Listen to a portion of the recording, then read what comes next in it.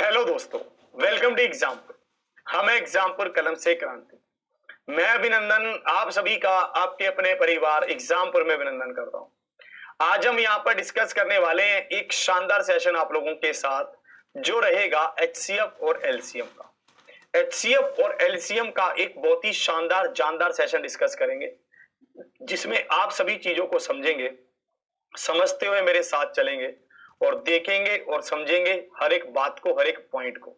चलिए आज के समझते हुए मेरे साथ चलेंगे और देखेंगे और समझेंगे हर एक बात को, हर एक पॉइंट को। चलिए आज के सेशन की शुरुआत करते हैं। ठीक है, आप बिल्कुल ध्यान से सब चीजों को समझना और मेरे साथ चलना कि मैं कहना क्या चाह रहा हूं और मेरी क्या भावनाएं हैं। सभी क्वेश्चनों का बढ़िया से आप आंसर भी करना। ठीक है, तो आप सभी चीजों को समझेंगे और देखेंगे मैं क्या कह रहा हूं। इसी के साथ सभी साथियों को गुड मॉर्निंग, राधे राधे, राम राम। देखेंगे आप हर एक पॉइंट को समझते हुए साथ चलना। ठीक है, चलिए। और इसी के साथ पार्ट 5 वाली सॉल्यूशन पीडीएफ नहीं डली है, उसमें कुछ दिक्कत होगी। देखना आवाज वहां से बढ़ाना, अगर आवाज कम है तो आज वहां से बढ़ा दीजिए। चलिए आज के सेशन में हम कल किस नंबर क्वेश्चन पर थे सबसे पहले उसकी बात करते हैं, है ना। हम सबसे पहले किस नंबर क्वेश्चन पर थे, सबसे पहले हम उसकी बात करते हैं कि हम किस क्वेश्चन पर थे, है ना। पहले उस पर आ जाइए, सबसे पहले हम उसी पर पहुंचते हैं जिस क्वेश्चन पर हम थे, है ना। आप बताएंगे, मुझे भी थोड़ा सा ध्यान आ जाएगा।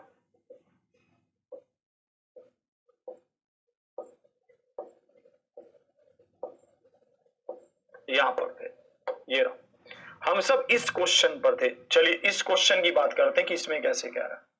हम सब इसी क्वेश्चन पर थे 141 नंबर पर। इसकी बात करते हैं कि इसमें क्या कह रहा है। कह रहा है जतिन के पास 2240 अंडे हैं जबकि तनिष्क के पास 3840 अंडे हैं। किसी कार्टन में अधिकतम कितने अंडे इस प्रकार रखे जाएं जिससे कोई अंडा बाहर ना छूटे और ना ही कोई जगह खाली बचे, साथ ही जतिन और तनिष्क को उपयोग करने में भी आसानी हो, ऐसा आपसे पूछा गया। कह रहा है जतिन के पास 2240 अंडे हैं और तनिष्क के पास 3840 अंडे हैं।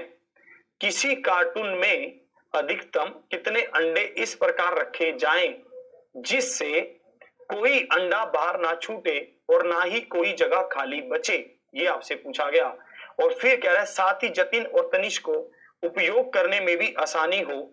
इस क्वेश्चन का आपको आंसर बताना है। जल्दी से आप इसका आंसर बताओगे।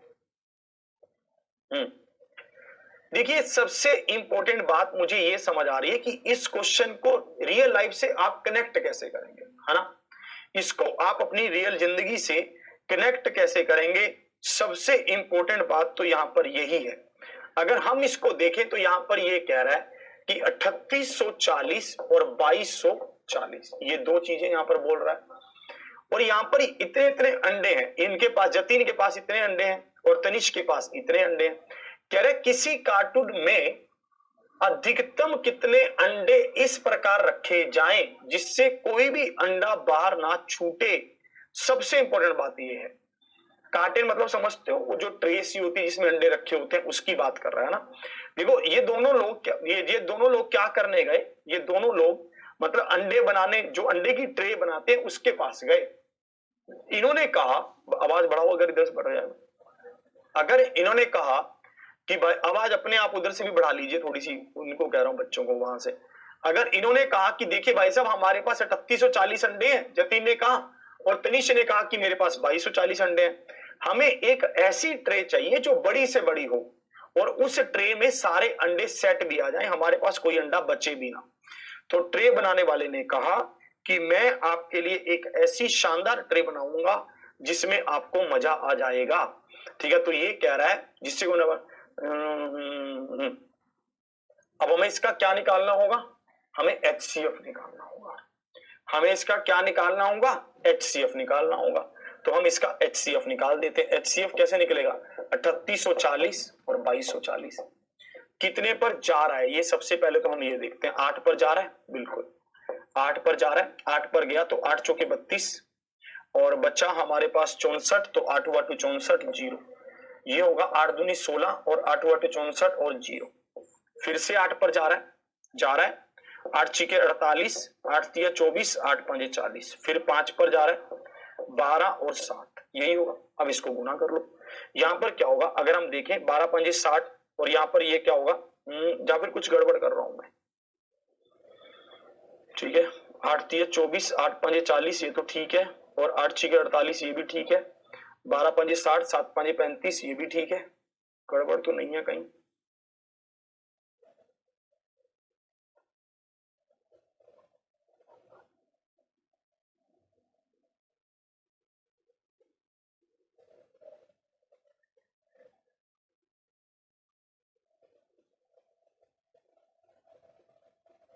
चलिए,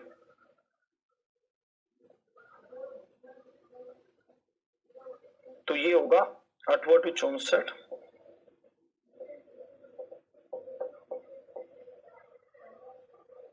मैं कुछ गड़बड़ कर रहा हूं।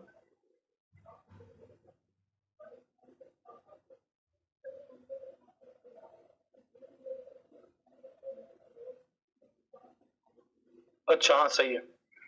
हाँ हमें HCF निकालना था, HCF, तो HCF होगा 8 टू 64, 64 गुना में 5, तो 320 होगा। तो option A is the right answer. Option A क्या है, बिल्कुल सही उत्तर है। इनको एक ट्रे बनानी चाहिए जिसमें 320 अंडे आए। इनको एक ट्रे बनानी चाहिए जिसमें 320 अंडे आए। सही है भाई साहब। अगर इनके पास एक ट्रे होगी जिसमें 320 अंडे आएंगे तो ये 3840 अंडों को उसमें सेट कर देंगे। कितनी कितनी ट्रे में, 12 ट्रे में। और इसी तरह से 2240 अंडों को सेट कर देंगे कितनी ट्रे में, 7 ट्रे में। ये भी ध्यान रखना, आपसे यहां पर एक क्वेश्चन और भी पूछा जा सकता था। क्यों एडिटर साहब, आपसे एक क्वेश्चन एक और भी पूछा जा सकता था कि कितनी ऐसी ट्रे होंगी, ठीक है, जिसमें भाई साहब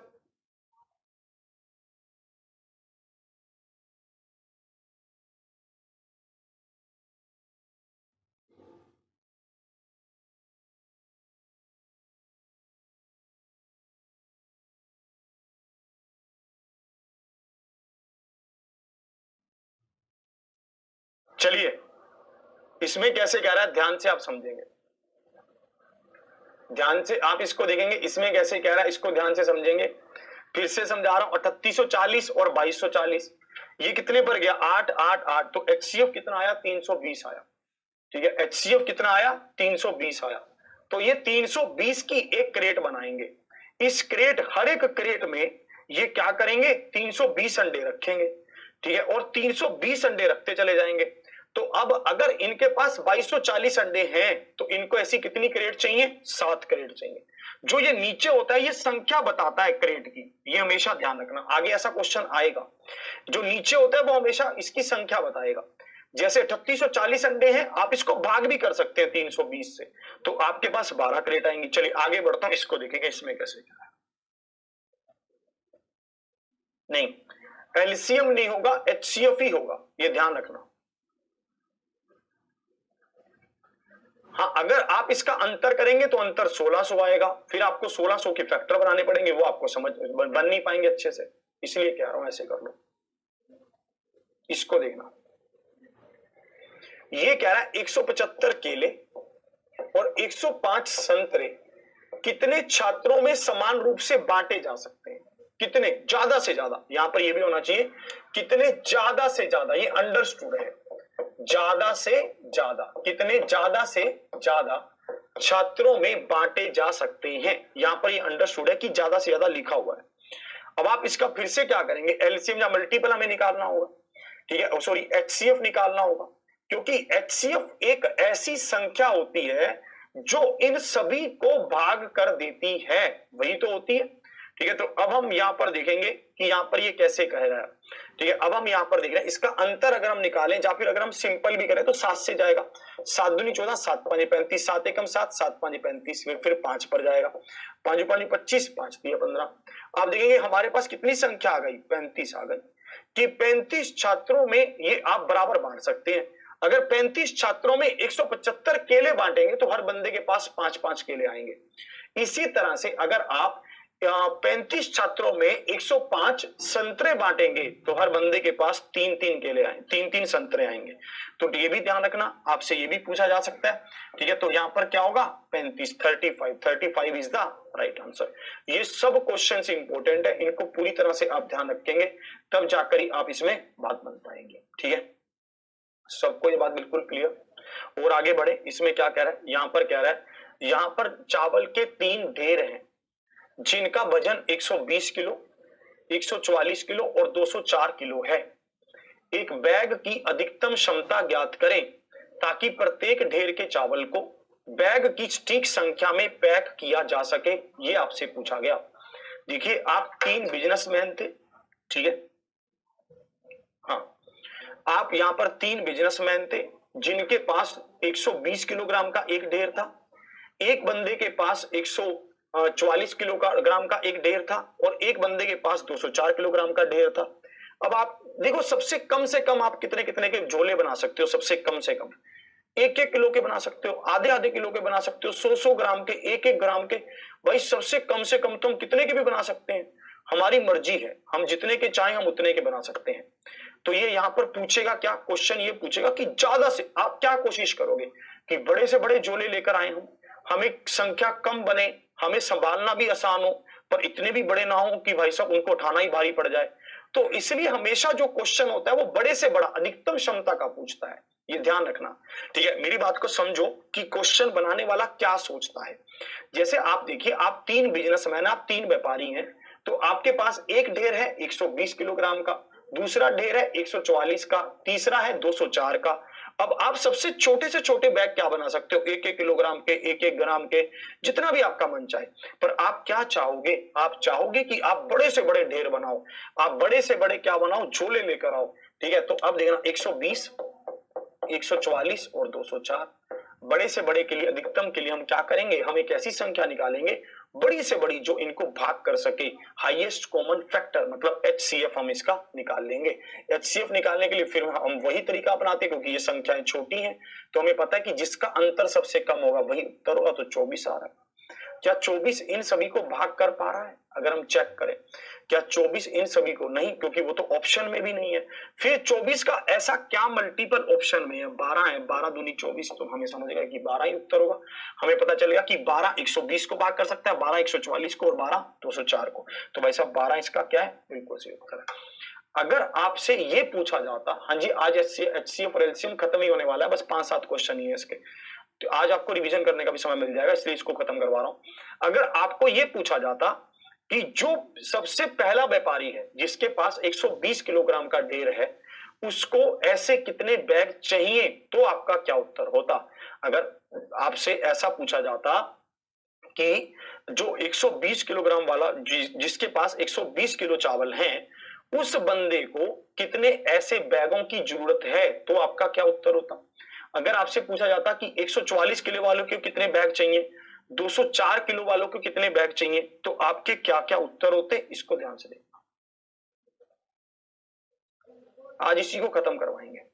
अगर 120 किलो वाले को पूछता तो 120/12 कर देते, 144 वाले को पूछता तो 144/12 कर देते, 204 वाले को पूछता तो 204/12 कर देते, क्योंकि मुझे पता है कि एक बैग में तो 12 किलो ही आएगा, तो 120 किलोग्राम के लिए 10 बैग चाहिए, एक बैग में तो 12 किलो ही आएगा।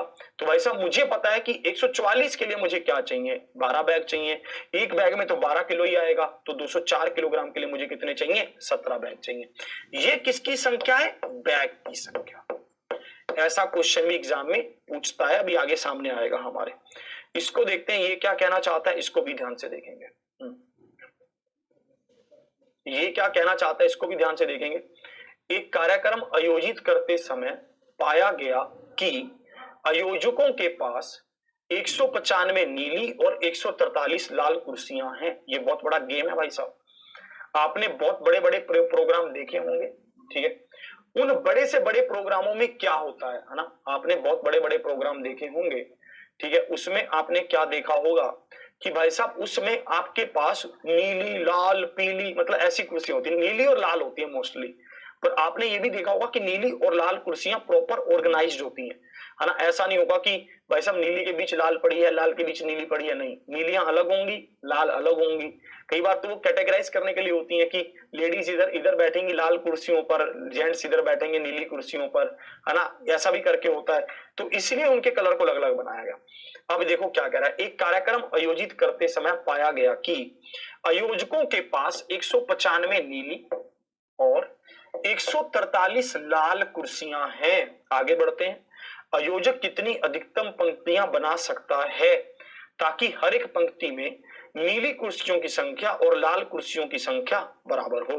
आयोजक कितनी अधिकतम पंक्तियां बना सकता है ताकि आपके पास क्या हो, नीली और लाल कुर्सियों की संख्या क्या हो, बराबर हो, ये आपसे पूछ रहा है।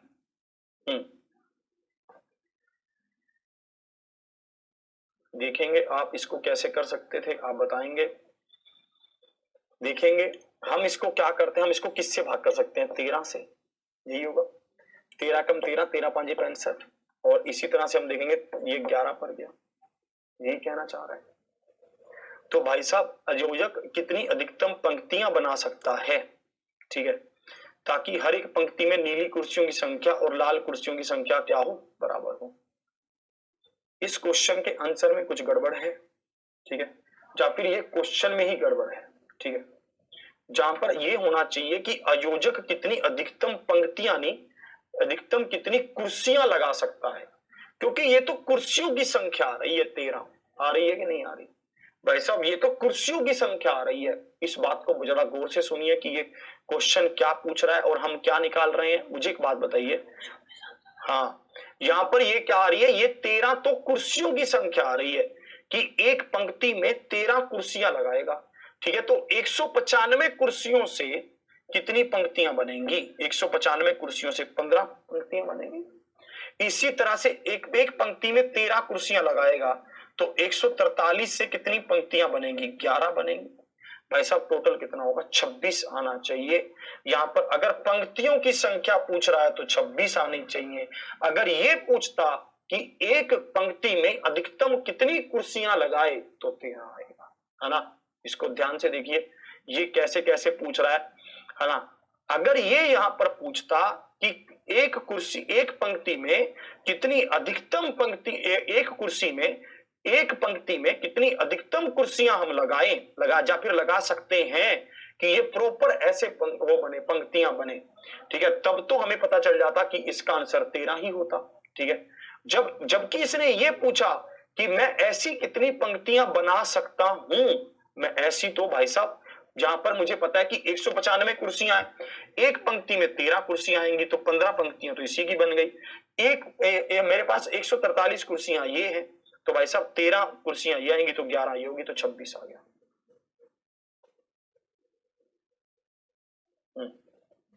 क्लियर, सबको ये बात बिल्कुल समझ आ रही है कि मैं कैसे कैसे कह रहा हूं। अब आप क्वेश्चन की भाषा को भी पकड़ पा रहे हैं, ठीक है, आप क्वेश्चन की भाषा को भी पकड़ पा रहे हैं कि मैं कैसे कह रहा हूं कि भाई साहब हमारा आंसर यहां पर क्या होगा, 26 होगा।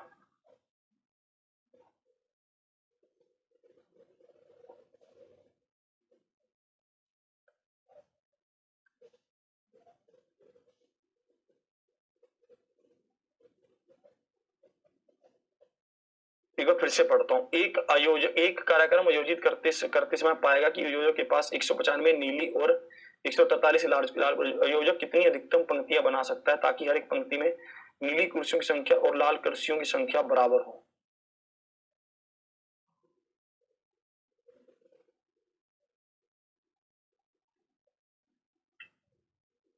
छब्बीस ही होगा, 26 होगा, 26 होगा, सही नहीं है ये।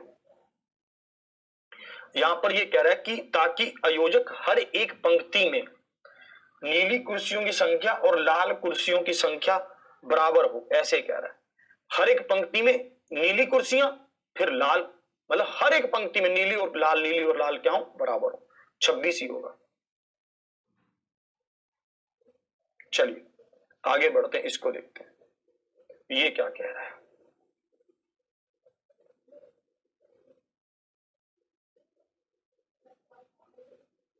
हाँ तो संख्या तो उसकी पूछ रहा है ना, पंक्तियों की संख्या पूछ रहा है ना। आयोजक कितनी अधिकतम पंक्तियां बना सकता है। यहां पर संख्या तो पंक्तियों की पूछ रहा है ना। आपकी बात बिल्कुल सही है कि हर लाइन में 13-13 कुर्सियां होंगी, लाल भी 13 और नीली भी 13, बिल्कुल सही होंगी हर पंक्ति में। ठीक है, हर पंक्ति में क्या होंगी, एक पंक्ति में लाल आ गई 13, एक पंक्ति में नीली आ गई 13, यही तो होगा। तो भाई साहब यहां पर आप देखेंगे तो टोटल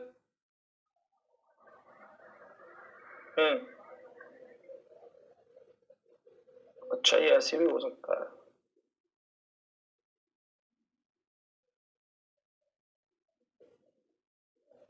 अच्छा अच्छा अच्छा, ये ऐसा भी बोल सकता है। इसको एक बार क्वेश्चन को फिर से पढ़ते हैं। इसका 13 भी हो सकता है उत्तर, कोई बड़ी बात नहीं है। देखेंगे कैसे कह रहा है, ध्यान से आप देखेंगे। इसका 13 भी हो सकता है, ध्यान से देखते हैं। चलिए एक मिनट रुक जाओ रुक जाओ, क्वेश्चन को एक बार एक तरीके से और पढ़ते हैं, इसको ध्यान से देखते हैं। ये क्या कह रहा है, ये ऐसे कह रहा है ताकि हर एक पंक्ति में नीली कुर्सियों की संख्या और लाल कुर्सियों की संख्या बराबर हो।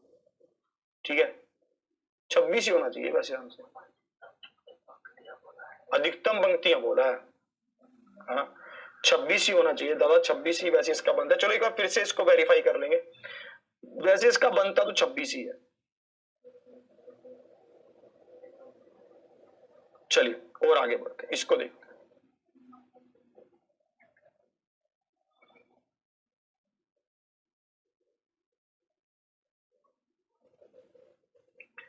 सेवेंटी 78 बुक्स समान रूप से एक स्कूल में बच्चों को 78 किताब, 114 कैरियन और 141 नोटबुक वितरित की गई। बाद में यह पाया गया कि हर दशा में 6-6 वस्तुएं शेष बचती हैं। कुल छात्रों की संख्या ज्ञात करें कि कुल छात्रों की संख्या क्या होगी।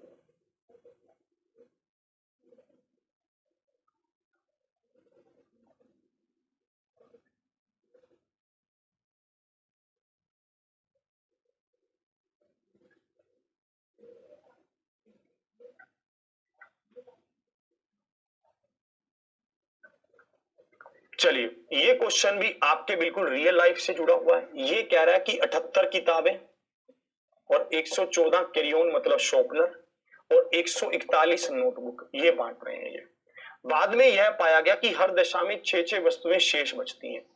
ये वैसा ही क्वेश्चन है। ठीक है,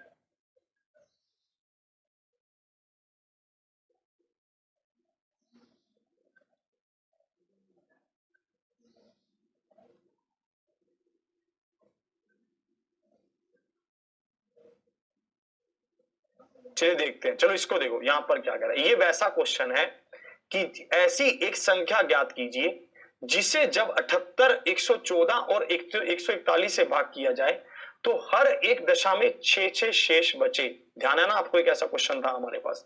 हमें क्या बतानी थी, ये कह रहा है कि समान रूप से वितरित की गई स्कूल में बच्चों को 78 किताबें, 114 कैरियन और 141 नोटबुक वितरित की गई।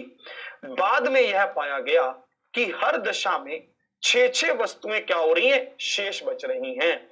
तो आपसे पूछा गया कुल छात्रों की संख्या ज्ञात करें कि कुल छात्रों की संख्या क्या है। इसको ध्यान से देखेंगे, ये वैसा ही क्वेश्चन है जिसमें यह बोलता था कि ऐसी बड़ी से बड़ी संख्या ज्ञात कीजिए जिससे जब 78 को भाग किया जाए तो 6 बचे, 114 से भाग किया जाए तो 6 बचे, 141 से भाग किया जाए तो 6 बचे, तभी तो ये पता चलेगा।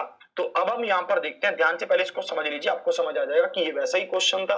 आपने इसको माइनस किया तो 72 आया, आपने इसको माइनस किया तो 108 आया, आपने इसको माइनस किया तो हमारे पास क्या आया 5 और यहां पर 3 और 1 135 आया।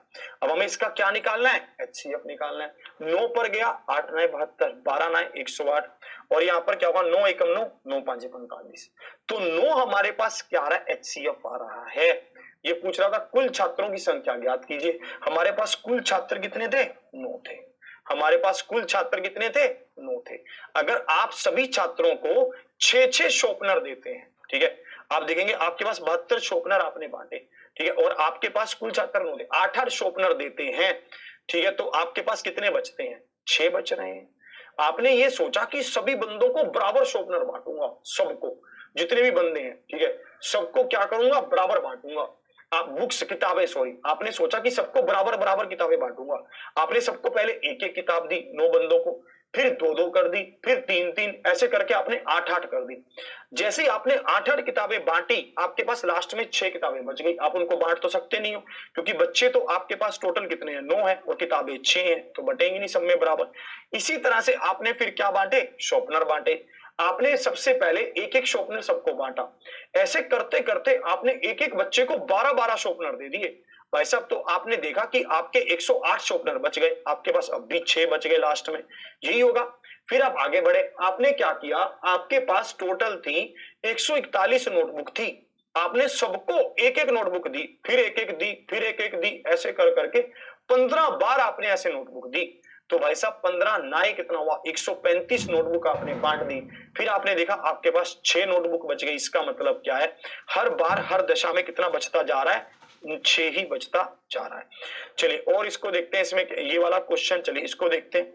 इसमें क्या कह रहा है, कह रहा है एक आदमी के पास निश्चित संख्या में छोटे बक्से हैं जिन्हें पार्सलों में रखना है।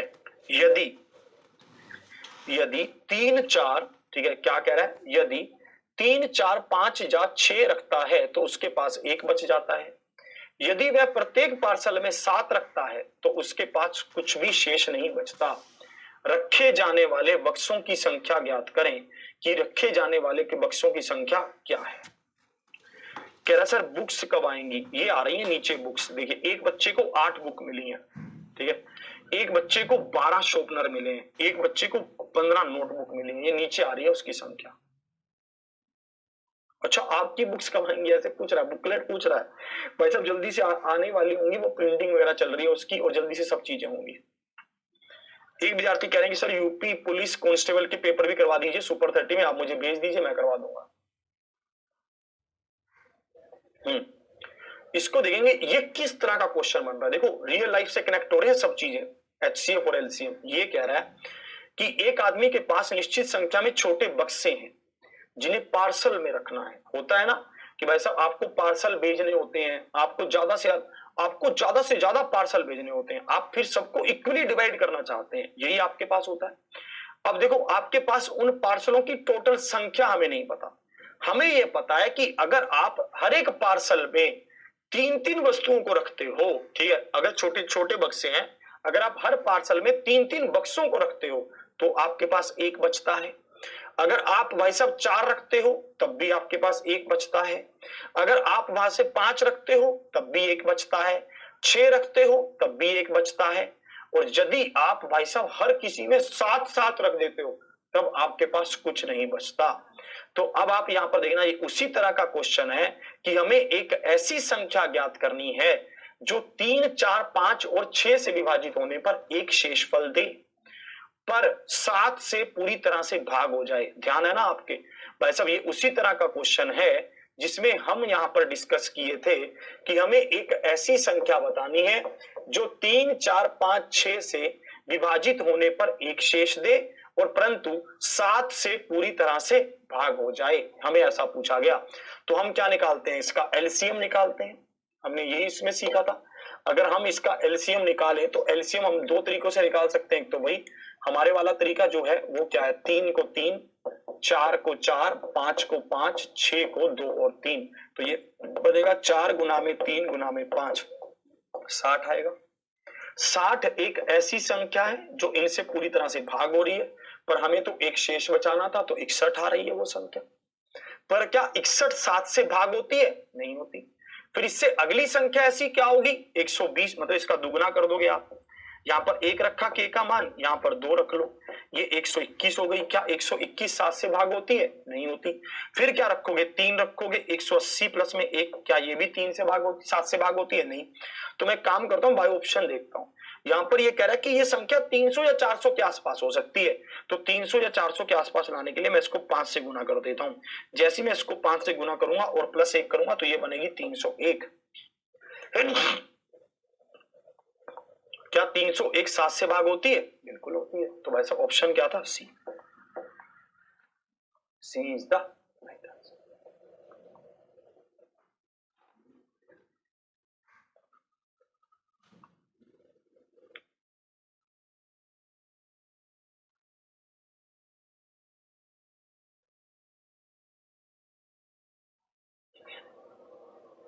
चलिए इसमें क्या कहना चाहता है?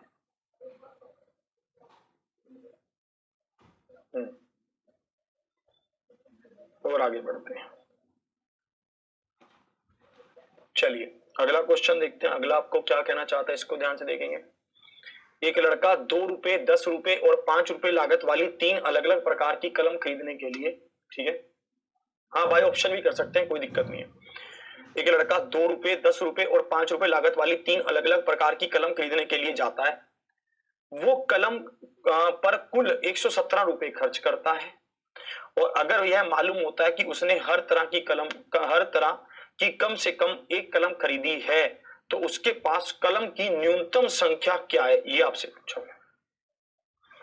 तो उसके पास कलम की न्यूनतम संख्या क्या है, ये आपसे पूछा गया। बहुत ही इंटरेस्टिंग और बहुत ही अच्छा सा क्वेश्चन था। ध्यान से अगर आप देखते, यहां पर देखिए एक लड़का क्या कर रहा है, 2 रुपए की कलम ले रहा है, 10 रुपए की ले रहा है, 5 रुपए की ले रहा है, उसके पास टोटल 117 रुपए है। अब उससे हर एक टाइप की एक एक कलम लेनी जरूरी है। पर भाई साहब यहां पर एक बात और भी है, यहां पर एक बात ये है कि भाई साहब ये यहां पर कहना चाहता है कि उसके पास कलम की संख्या क्या होनी चाहिए, उसके पास कलम की संख्या न्यूनतम होनी चाहिए। हम लोग तो ये सोचते हैं कि हमें ज्यादा से ज्यादा संख्या मिले, ये ऐसे बोल रहा है कि उसके पास न्यूनतम संख्या होनी चाहिए, तो न्यूनतम का बताना पड़ेगा। एक बात आप मुझे यहां पर बताइए, यहां पर इसने जैसे ही कहा कि संख्या न्यूनतम होनी चाहिए, जैसे मान लीजिए आप 117 रुपए लेकर मेरे पास आए, आपने पूछा अंकल जी आपके पास सबसे महंगा पेन कौन सा है, मैंने कहा मेरे पास सबसे महंगा है 10 रुपए वाला पेन।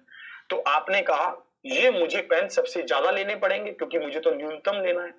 तो भाई साहब आप कहेंगे 11 पेन ये दे दो, आपने 11 पेन तो यही ले लिए, 110 रुपए तो यही खर्च कर दी। फिर आपने पूछा 5 रुपए वाले कितने पेन है, मैं कहूंगा 5 वाला कितना दूं, आप बोलेंगे 1 दे दो, तो 5 रुपए यहां खर्च होंगे। इसी तरह से 2 रुपए वाला भी एक पेन ले लोगे तो आप टोटल कितने पेन लोगे, 13 पेन लेकर घर आ जाओगे। तो भाई साहब आपके पास सब पेन छोटे छोटे हो भी गए और भाई साहब आपने 13 पेन ले भी लिए।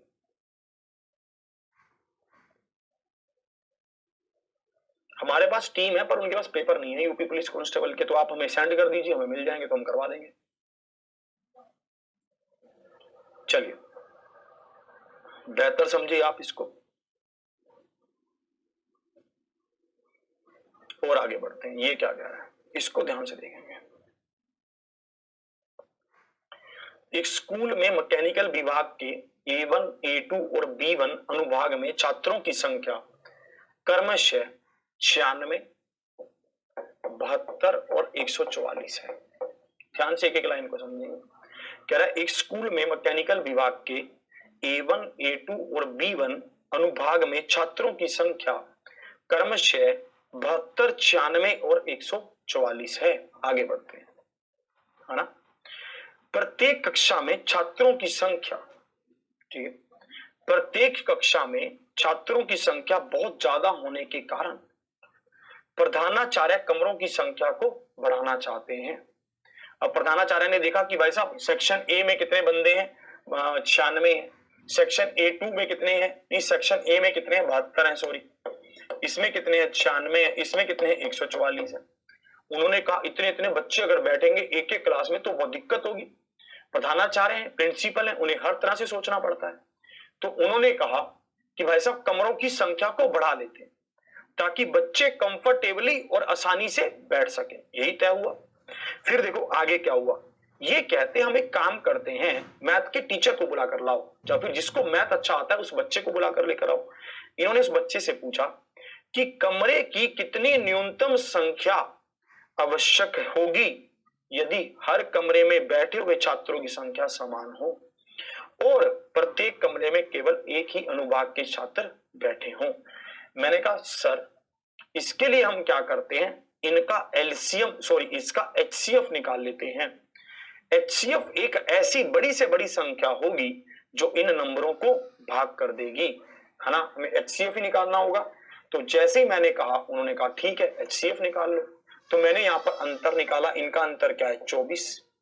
क्या 72 24 से भाग होता है, होता है। 96 24 से भाग होता है, 144 होता है। तो भाई साहब एचसीएफ क्या आ गया, 24 आ गया। मैंने सर को कहा कि एक कमरे में अगर 24 छात्र होंगे तो भाई साहब हम ऐसा डिजाइन, हम ऐसा स्ट्रक्चर तैयार कर सकेंगे कि सभी कमरों में 24 24 24 24 छात्र होंगे। और भाई साहब कमरों की संख्या हम फिर पता लगा लेते हैं। 72 को 24 से भाग किया तो कितना बना 3, 96 को 24 से भाग किया तो कितना बना 144 को 24 से भाग किया तो कितना बना। मुझे बताइए भाई साहब यहाँ पर कमरों की संख्या क्या हो गई 3, यहाँ पर कितनी हो गई 4 और यहाँ पर कितनी हो गई 6, यही होगा। टोटल कमरे कितने बन गए 13। तो भाई साहब आपके पास क्या उत्तर आ रहा है 13। तो option D is the, option D क्या है, बिल्कुल सही उत्तर है।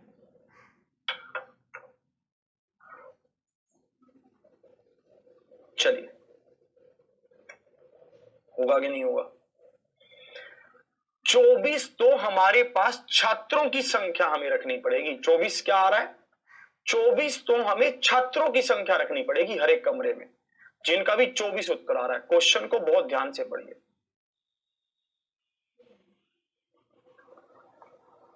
हाँ जी हर्षी जी कोई बात नहीं, हम ही सब कर लेंगे, आप टेंशन मत लीजिए, आप घबराइए मत। बस आप फालतू का कमेंट करते रहिए इधर बैठ के, क्वेश्चन भी सोल्व मत कीजिए, दुनिया जहान की आप बातें कर लीजिए। भाई साहब हम निकाल कर क्वेश्चन पेपर को करवा देंगे, यूपी पुलिस कांस्टेबल के चाहिए करवा देंगे जी, कोई दिक्कत नहीं है। आप इतनी बोझ क्यों मान रहे हैं, आप ऐसे क्यों, एडिटर साहब को बोल दीजिए इंटरनेट से निकाल लेंगे। भाई साहब आपकी, भाई साहब उसको सोच को सलाम है भाई साहब, बहुत अच्छे। चलिए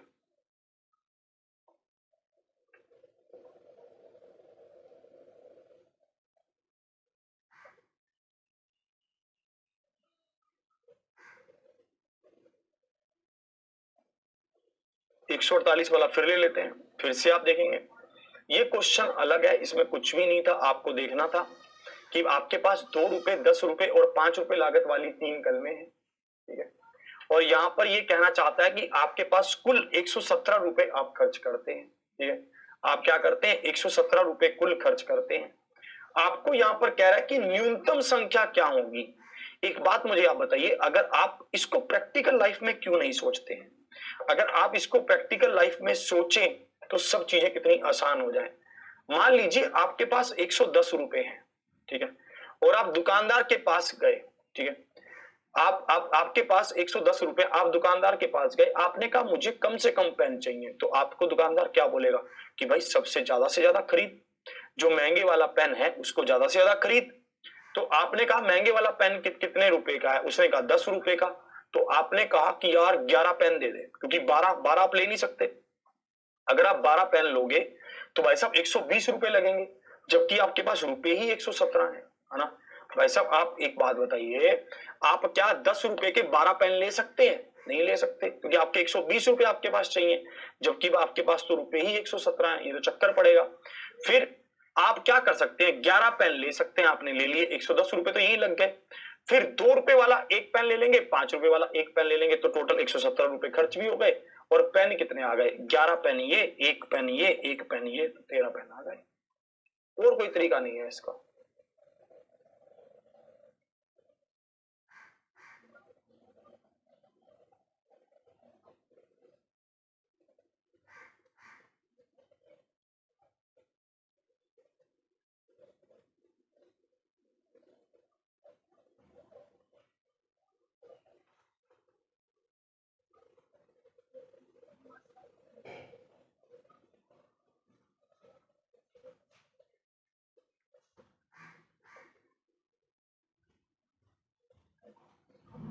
चलिए इसको समझे, चलिए इसको देखते हैं।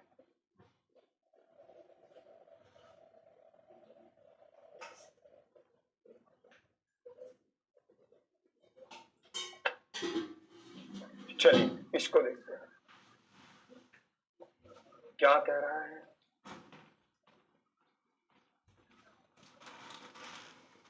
यहां पर देखना ए और बी का योग क्या है। जहां ए 3 अंकों की एक संख्या का 75% है, जहां ए 3 अंकों की संख्या का 75% है, जो 44 और 55 के महत्व स्वावर्तक का 20 गुना है, और बी 25 का वर्ग है। ऐसा मतलब बिल्कुल, मतलब ऐसे ही क्वेश्चन बना दिया, मतलब उठा के। कैसे, फिर से समझ लो।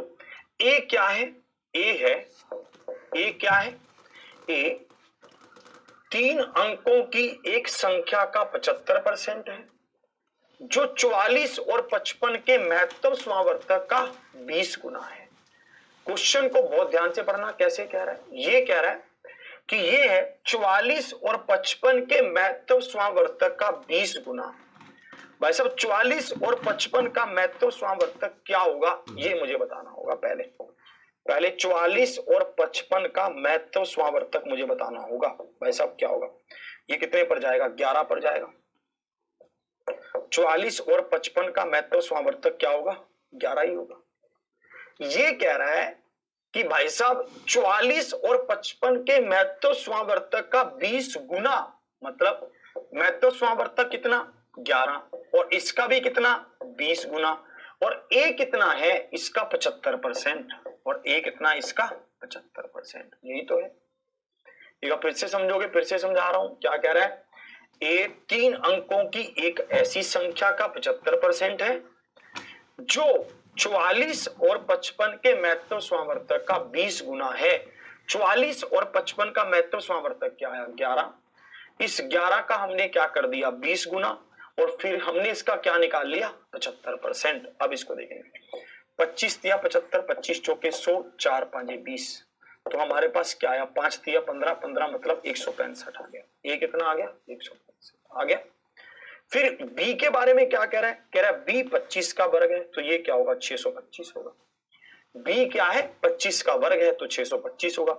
हमसे इन दोनों का जोड़ पूछा गया, तो जोड़ क्या होगा? 0 1 कैरी 9, और ये क्या होगा? 7, 790 होगा। Option C, C is the right answer. C क्या है? बिल्कुल सही उत्तर है।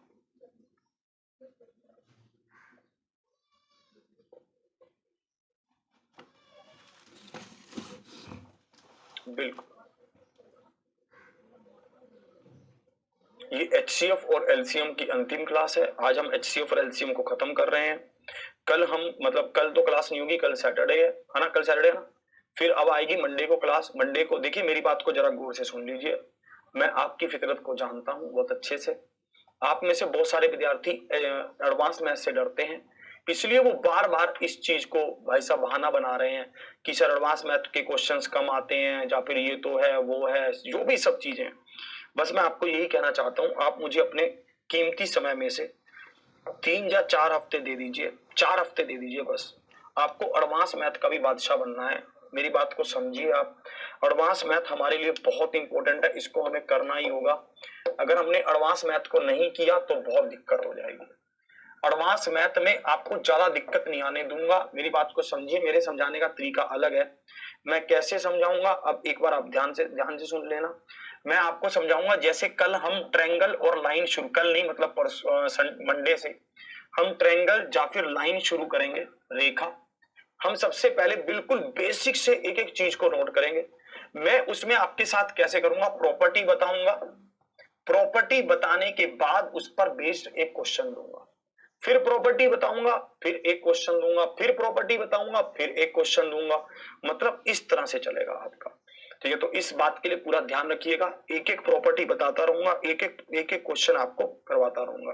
एक एक प्रॉपर्टी, एक एक क्वेश्चन, एक एक प्रॉपर्टी, एक एक क्वेश्चन। कल कॉलिंग सेशन रखेंगे पर थोड़ा लेट हो जाएगा, वो मैं आपको टाइम इसमें अपडेट आपको मिल जाएगा जैसा भी होगा। बस इसको ध्यान रखिए कि ट्रायंगल या लाइन में एक एक प्रॉपर्टी, एक एक क्वेश्चन, एक एक प्रॉपर्टी, एक एक क्वेश्चन, ताकि आपको सब चीजें पहले पता चल जाए। ठीक है, और एक बात बस इसमें आप मेरी बात को ध्यान से सुनिए। हमें कितना कितना टाइम लगेगा मैं आपको बता देता हूं। हम उससे ज्यादा समय लगाएंगे भी नहीं इसमें। हमें एक हफ्ता ट्रायंगल, एक हफ्ता सर्कल, फिर हम इसमें 2D और फिर 3D। बस आपका मोटा मोटा एडवांस मैथ्स यहाँ पर खत्म हो जाएगा। फिर हम सिंप्लीफिकेशन, फिर एवरेज, फिर इन सब चीजों पर उतर आएंगे, और फिर इन सब चैप्टर्स को कवर कर लेंगे। ठीक है, मतलब 3 या 4 हफ्ते हैं, 3 हफ्ते भी बहुत होंगे। ठीक है, बस हम इसको ध्यान से कर लें।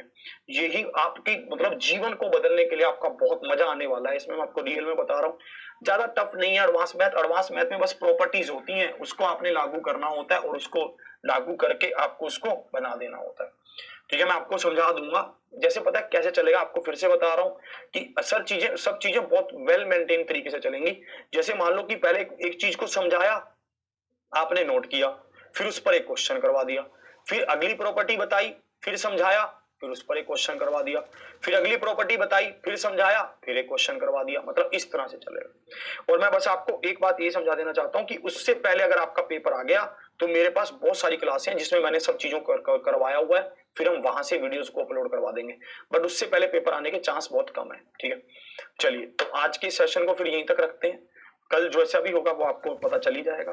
ठीक है, तो इसमें आज वाले सेशन को यहीं तक, तो कल मिलता हूँ फिर नई उमंग और नए जोश के साथ, बेहतरीन सेशन होगा और बहुत मजा आएगा। मतलब कल इन द सेंस की कब कह रहा हूँ, मंडे को। तो आज की सेशन को यहीं तक, शेयर करते रहिए, लाइक करते रहिए। अगर आपने अभी तक एग्जामपुर परिवार को सब्सक्राइब नहीं किया तो सब्सक्राइब कर लीजिए। हाँ, एक बात मैं आपको बता देना चाहता हूँ, आज 7:45 पर आपके लिए 10 बड़ी घोषणाएं होने जा रही हैं, उस सेशन में भी जरूर आइए।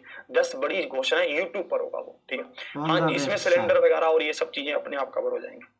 ठीक है, चलिए फिर आज के सेशन को इसी के साथ, जय हिंद, जय भारत।